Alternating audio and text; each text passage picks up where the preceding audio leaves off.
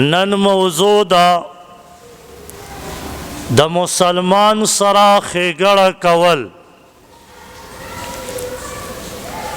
مسلمان چې کله د مسلمان سره ولاړ وي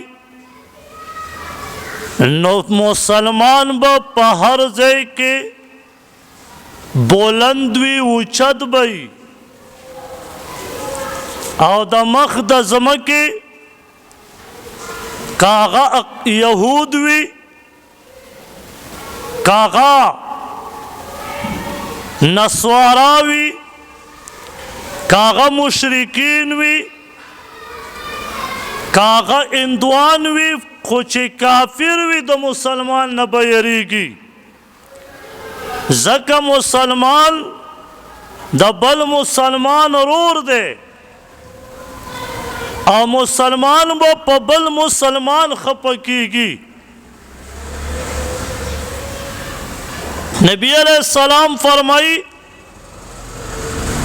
الجسد واحد، یعنی مسلمانان چې څومره په دنیا کې دي دا ټول یو جسد دی، یو وجود دی. کله چې دله تکلیف وي اشتکا کله، نو د ده تکلیف سترګې ته وي، لیکن د سترګې د وجې نه ټول وجود د ده بېقراره وي. د ده تکلیف بغاښ ته وي، لیکن ټول وجود به د ده بېقراره وي. د ده به تکلیف ادنا شی چې په انسان کې دی ویښته ته به وي، ویښته به یې په خپه کې یا په لاس کې مات شوی یا په ګوته کې مات شوی، لیکن تکلیف به ټول وجود ته وي. نو مسلمان هم همدغسې دی. نبی علیہ السلام فرمایي چې تکلیف به ټولو ته یو رنګې رسیږي. اگر که مسلمان چرې په مشرق کې وي د مغرب والا ته به تکلیف وي چې یرې زما مسلمان ورور ته تکلیف دی، دا به د هغه په تکلیف باندې خفه کیږي.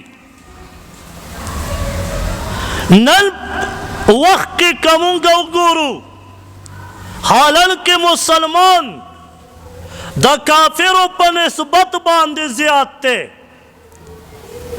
یهودو ټول یهود په مخ د ځمکه چې دي راغونډ کا 90 لاک نه زیات نه دي، کم دي خو د 90 لاک نه زیات نه دي. مسلمان یو کرب ته که څومره ته رسېدلی دی، لیکن دغه 90 لاک خلک په دومره لکونو مسلمانانو باندې نن غالب دي. ولې مسلمان خپل وجود د بل مسلمان وجود ونه ګڼه،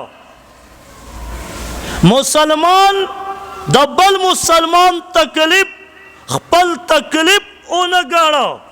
حالانکه نبی علیہ السلام فرمایي چې د یو کس تکلیف به داسې وي لکه ټول وجود ته تکلیف وي. نن هغه تکلیف ما ورته پرېښوده. نن د پیغمبر علیه السلام هغه مبارک روایت ما ورته پرېښوده. الله فرمایي انما المؤمنون اخوة. مسلمانه که ته پښتو وې، مسلمانه که ته پنجابي وې، مسلمانه که ته عربي وې، مسلمانه که ته پارسي وې، مسلمانه که ته انګلیش وې، مسلمانه که ته فرانسي ژبه وې، مسلمانه که ته چینی ژبه وې، لیکن ته زما مسلمان ورور یې چې تا ته په کشمیر کې یا تا ته په فلسطین کې تکلیف وي، مسلمانه پښتونه ما ته به هم دغسې تکلیف وي. زما تکلیف به د هغه تکلیف سره شامل وي، لیکن دغه احساس نن امریکې په مسلمان کې ختم کا. مسلمان ته یې باونډري کېښوده، مسلمان یې په ټوټو ټوټو تقسیم کا. مسلمانه دا څومره عرب ملکونه چې ته وینې په دې دنیا کې، شام وګوره، کویت وګوره، عرب امارات وګوره، دغه فلسطین وګوره، مسلمانه دا ټول یو ملک و. دا سعودي عرب وګوره، دا یو ملک و، دا ټول عربیان وو، یو ملک باندې حساب و. لیکن امریکې او دغه یهودو لندن داسې چال وچلو چې مسلمان او بیا خاص کر عرب ټوټې ټوټې کا. او دویم مسلمان چې ټوټې کوي، دویم پښتون ټوټې ټوټې کا. په مخ د ځمکه د ټولو نه بهادر قوم چې دی او د جهاد دپاره هر ټیم حاضر چې وي هغه عرب وو. په دویم نمبر پښتون دی.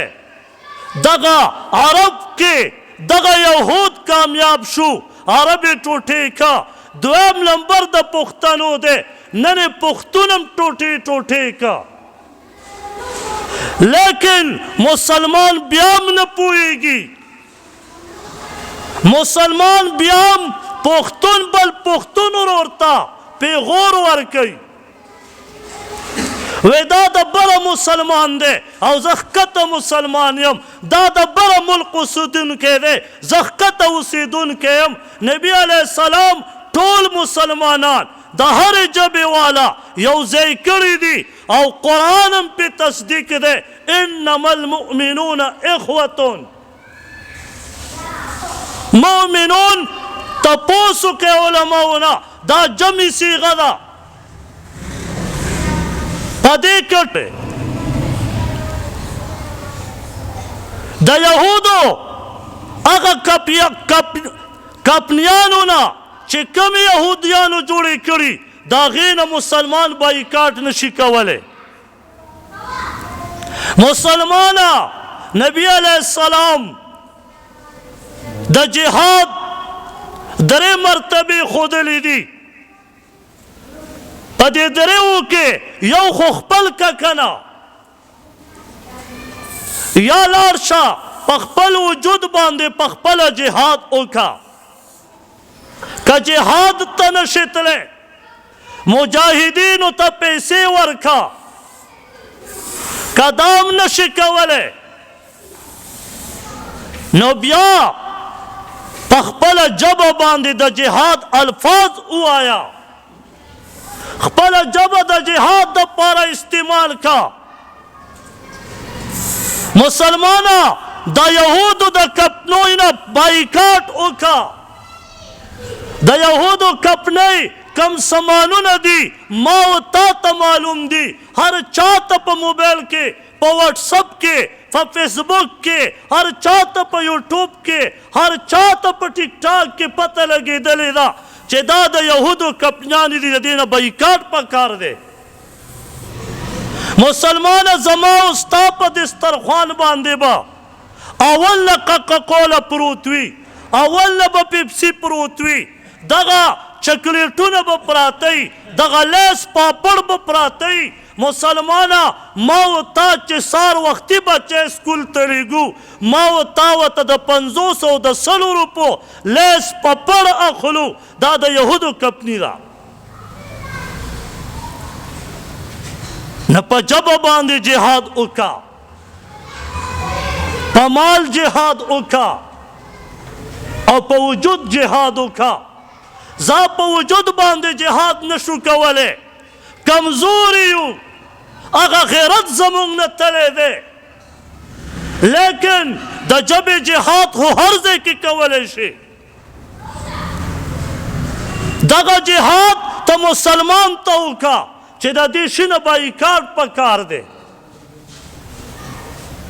که ته ووایې چې هغې ته یې څه فایده ده، نو اوسکي خو یې مونږه ستا دا 1 روپۍ ګټه هغې ته روانه ده. ریسرچ پې شوی دی که چرې د یهودو صرف د کوکاکولا نه بایکاټ وشي په اربونو روپۍ به دې ته په یو ورځ کې تاوان ورسي. دغه کافر نن فلسطین زما او ستا ورور په هغې باندې دې کم ظلمونه ونه کړه. ټوله دنیا غلې ده. وی اقوام متحده کې دا بل پاس شوی دی چې په سکول او په سپتال به بمباري نه کېږي. بله ورځ زما په فلسطینیانو ورونو باندې یهودو په سکول باندې هم بمباري وکړه او په سپتال هم بمباري وکړه او د سپتال نه ګیر چاپیر چې کومه احاطه ده په هغې هم بمباري وکړه. اقوام متحده چرته وده دی؟ دا صرف د یهودو اقوام متحده دی. که چرې داسې مسلمان د کافرو یو سکول یا سپتال وران کړی وی نن به ټوله دنیا را پاڅېدلې وی، احتجاجونه به یې کړي وی، ټول کفري ملکونه به هغه مسلمان ملک ته یو شوي وی. نن زما 54 ملکونه مسلمان ټول غلي دي. دا خو تا فیصله کړې وه ای امریکې ای لندنه، دا فیصله ستا په ملک کې شوې وه، لندنه په تا کې شوې وه چې په سپتال او په سکول به بمباري نه کېږي. څوک ترې تپوس کولی شي؟ مسلمان په هر ځای کې وال خوري، مسلمان په هر ځای کې نن ذلیل دی. زما افغانستان اول لوټې کا، بیا ورپسې عراق لوټې کا، بیا ورپسې برما لوټه کړه، بیا ورپسې شام نه لوټې جوړې کړې. همدغه را روان دي دا ظالم او دهشتګرد بیا مسلمان دی. ته زما کور ورانې، ته امن پرست یې، که زه د خپل کور حفاظت کوم زه بیا دهشتګرد شوم؟ زه بیا ټیرریست شوم؟ نن د مسلمان د خولې نه به اورې وی دهشتګرد، په خبرونو کې به راځي دهشتګرد. هغه دهشتګرد مونږ هم خلاف یو چې مسلمان شهید کوي، لیکن د امریکې خلاف چې جنګېږي، لیکن چې د یهودو خلاف جنګېږي او د خپل کور حفاظت کوي، هغه دهشتګرد نه دی، هغه مجاهد دی. هغې ته قرآن مجاهد ویلی دی، نبی علیہ السلام ته مجاهد ویلی دی. والذین جاهدوا، هغه کسان چې جهاد کوي دا مجاهد دی مسلمانه. خو افسوس دا دی چې زمونږ په مسلماني ملکونو کې زمونږ په باچاهانو کې غیرت اړوشته نه. که څوک دا وایي چې څه ذرې برابر به پکې وي، هغه ذرم ترې امریکې ویستې ده. چند یو څو مشران د حماس مشر سره اوس په اماراتو کې هلته میټینګ شوی دی، د یو پارټۍ مشر ورسره میټینګ کړی دی، په یهودو باندې په هغې باندې هم اور بل دی. د یهودو مقصد دا دی چې مونږ مسلمان چرته وي چې دا ذلیل کړو، لیکن مسلمان بیا هم په خپلو کې دشمنۍ کوو، په خپلو کې مو یو بل را وغورځو. جابر رضی الله تعالی عنہ فرمایي د مسلمان مدد به څنګه کې؟ واوره حدیث.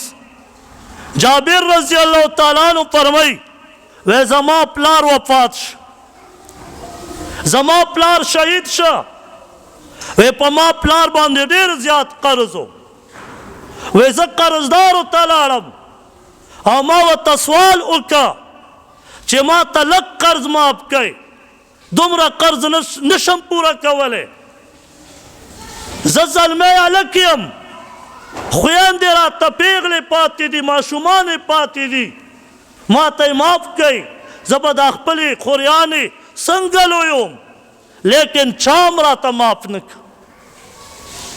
وی نبی علیه السلام ته مې عرض وکړه چې د الله پیغمبره قرض را باندې ډېر زیات دی، پلار مې رانه لاړو. نبی علیہ السلام ورته وفرمایل وایي ستا چې کوم هغه باغ دی وړوکی غوندې باغ یو، وایي د هغې کجورې لین دا یو قسم کجوره ده او عجوه دا هم یو قسم کجوره ده، وایي د دې دواړو یو دریم او کجوره د دې ډیری جوړ کا، بیل بیل یې ډیری جوړ کا. نبی علیہ السلام په خپله وله راغی او ډیری ته ودرېده درې واړو ته، او نبی علیہ السلام فرمایل چې ای خلقو چې د چا عبدالله رضی الله تعالی عنہ باندې قرض و هغه اوس یو راځئ. جابر رضی الله تعالی عنہ فرمایي وی زما په پلار چې د چا څومره قرض و د هغه کجورو نه یې قرضونه ورکول تر دې پورې چې دا څومره خلقو قرض ټول ختم شه، او هغه کجورې ډېرې بیا هم داسې پراته وو گویا لکه تا به ویل چې د دې نه یوه کجوره هم نه ده کمه شوې. نبی علیه السلام د مسلمان د خپل ملګري د صحابو دومره مدد کو. مسلمانه نن ما و تا ته پکار دی چې ما و تا هم د فلسطینیانو مدد وکړو، ما و تا ته مجاهدین راځي د چاندې اعلان کوي، پکار دا ده چې ما و تا هغې ته چانده ورکړو. کیمپونه لګېدلي دي، پکار دا ده چې ما و تا ته د هغه فلسطینیانو ماشومانو ته چانده ورکړو، پیسې واچو، که ستا وس کېږي 1 روپۍ واچوه، که وس دې نه کېږي دعا وله وکړه، که وس دې کېږي زرونه پته ورته واچوه. واقعي نن دومره بېدرده دي. انس رضی الله تعالی عنہ فرمایي وی یو یهودي و یو مسلمانه جینۍ ولیده، وړه ماشومه وه، وی د هغې په ګریوان کې د هغې په غوږونو کې د چاندۍ هغه هارونه و، وی دغه ماشومه دې ظالم راونیوه دې یهودي، و هغه ماشومه یې د یو کاڼي لاندې و بل کاڼی وله په سر را خطا که او سر یې وله وچکو. دغه ماشومه داسې وله خطا سر یې ووالو چې خبرې نه شوې کولی. نبی علیه الصلاة والسلام ته یې راوسته. نبی علیه السلام ورته فرمایي پلانکي وهلی هغه سر وخوځئ، جبې باندې خبرې نشي کولی، خبرې کړې وې بس صرف سر وخوځئ داسې. بیا ورته نبی علیه السلام فرمایي پلانکي بیا دې داسې سر معمولي وخوځو، سر یې چخړېدلی دی ټول مات دی. صحابه فرمایي وی په درېیم کرت نبی علیه السلام د بل یهودي نوم ورته واخیست، وی پلانکي وی صرف سر یې داسې که او په هغه ځای کې دا جینۍ ماشومه وفات شو. نبی علیه الصلاة والسلام یهودي پسې کسان ولیږه، صحابه ورایوست، هغه سره کالیم ته واخیست، هغه زیورات هم ته واخیسته، او نبی علیه السلام وفرمایل څنګه چې دا ماشومه شهیده کړې ده دغسې دغه قسم مردار کوي، دغه ته هم کاڼی لاندې کېښود، بل نه یې پې کاڼی را خطا کړ او مردار یې کړ. دې یهودو د نبي علیه السلام په دور کې ماشومان نه دي پرېښي. نن په دې دور کې په فلسطین کې هغه زنانو هغه واړه بچي هغه د 2 د 3 کالو بچي داسې اوچت نیولي دي. مسلمانه ما و تا ته یې ښیي چې زما د دې لور تپوس وکړه، مسلمانه ما و تا ته وایي چې زما د دې بچي تپوس وکړه. ما و تا په کرکټ کې ورننوتي یو، ما و تا چې د مسلمان او د کافر میچ وي په کافر خوشحالېږې په مسلمان خفه کېږې تا کې دومره ایمان کمزوری شه نو ما و تا به د فلسطینیانو څه مدد وکړو هغې نن جاړي ته دلته کې ډزې کې شرمېدل یې قومه ای نوجوانه تا ته ویم ته دلته کې ډزې کې د 15 بجې او میچ کافر ګټلی دغه ډزې پیسې به دې ورکړې وې دې فلسطینیانو ته په دې کیمپونو کې چې خلک ناست دي د پارټو والا ناست دي مجاهدین راغلي و چاندې وړه دغه 200 دغه 1000 روپۍ به دې دې ته ورکړې وې ته یې دلته خلاصې مسلمانه ما و تا چې نن ذلیله یو دا یاد وساته دا زما او ستا خپله ګناه ده او دا ونه وایې چې کنې زه محفوظ یم محفوظ نه یې نن د فلسطین نمبر دی بله ورځ د عراق نمبرو هغې نه مخکې د شام نمبرو بیا ورپسې د برما نمبرو او دا به واورې چې ورپسې د سعودي عرب د پاکستان نمبر دی